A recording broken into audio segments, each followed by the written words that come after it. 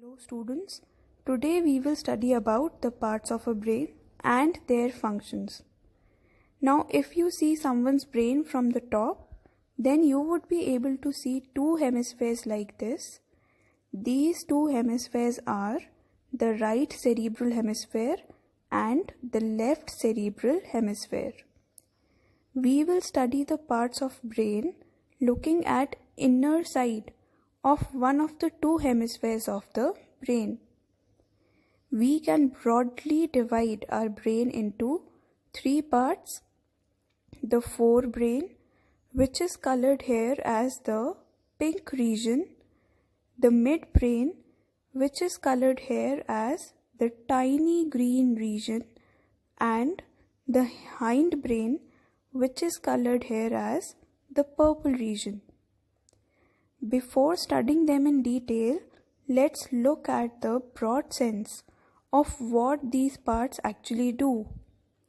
The forebrain is responsible for all the voluntary actions, means the functions which you carry out consciously by thinking about them, like to take a walk or to talk to someone.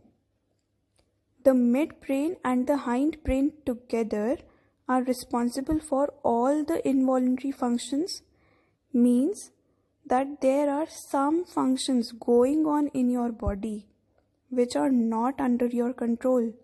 For example, the process of respiration, the process of excretion, etc.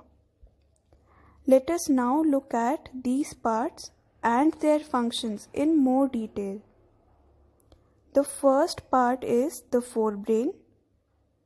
Now it has two sections, the outer section which is light yellow in color and the inner section which is dark yellow in color in the image presented in front of you. The big giant outer section is called cerebrum. It is the largest and the most prominent part of the brain, which is divided into left and right cerebral hemispheres by a deep median longitudinal groove.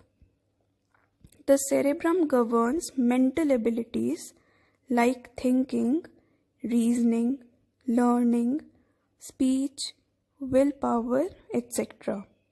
It also controls our emotions like love, hatred, happiness, sadness, etc. Just below this part, there are olfactory lobes, which are a pair of very small club-shaped bodies which remain fully covered by the cerebrum. These are the center of smell.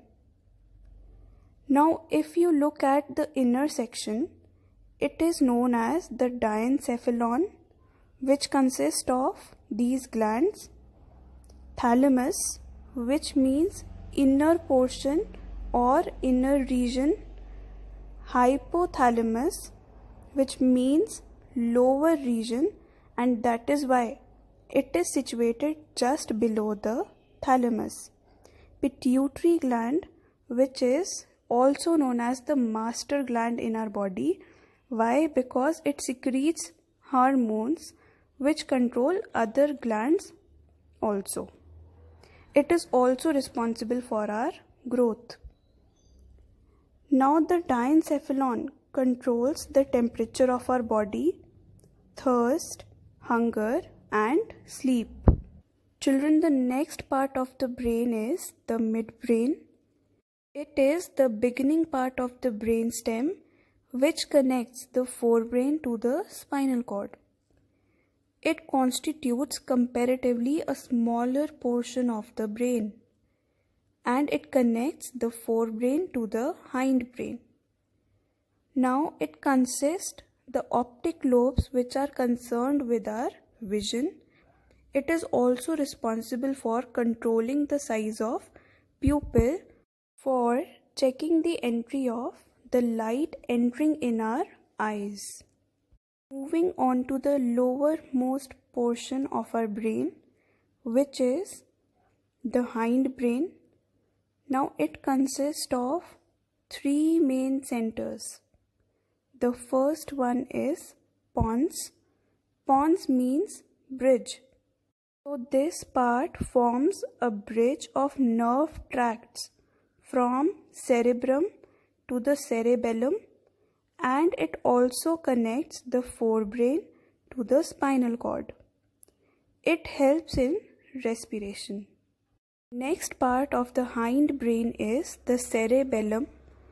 The cerebellum is situated in the dorsal region of the hindbrain. Dorsal means the backward region of the hindbrain. It maintains equilibrium and posture. What is the meaning of equilibrium? It makes the body movements smooth and coordinated.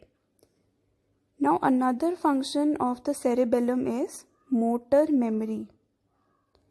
Let us understand this word with a very simple example. When you are typing on a keyboard, if you have enough practice, you don't have to look down anymore. You don't have to worry about the positions of the key. The typing automatically happens.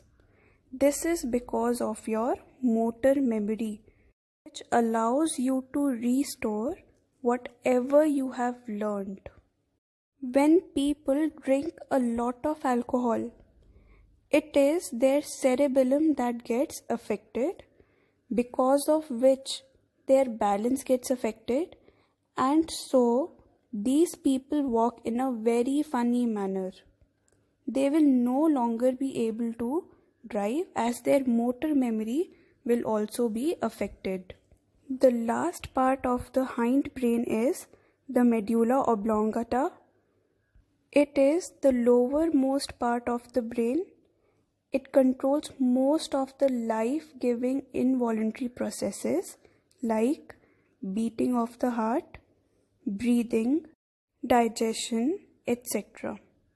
Although most of the reflexes are controlled by our spinal cord, but some of our reflexes are also controlled by the medulla, like sneezing and coughing. So children, these were the three main parts of the brain and their functions.